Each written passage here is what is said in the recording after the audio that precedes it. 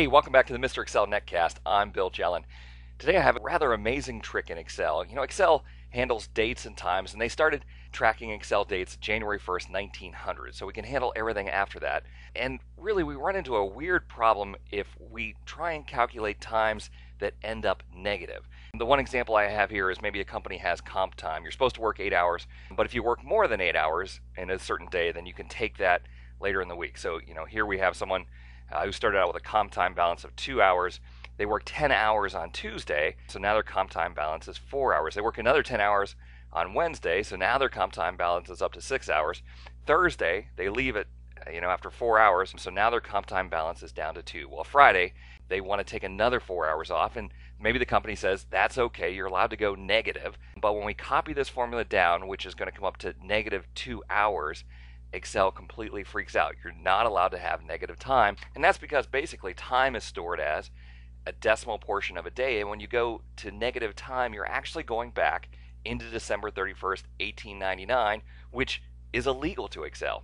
Well, there's an amazing solution, and I have to tell you, if you're going to use this solution, you have to decide to use it before you start to create the workbook.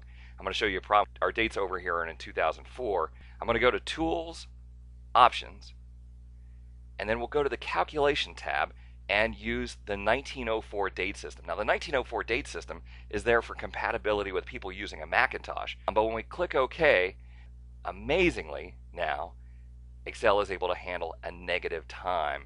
And what's going on is with the 1904 date system, basically what happens is Excel takes the date and time that you show and adds 4 years to it and presents it that way. So that way, the date of 1900 is showing up as 1904. The beautiful thing about that is when we have our dates of basically January 1st, 1900, Excel is thinking that it's 1904, and so when we go a few hours before that, we're going to a date in 1903, which is perfectly legal. So very interesting if you're maybe in human resources tracking times and you need to allow times to go just a little bit negative.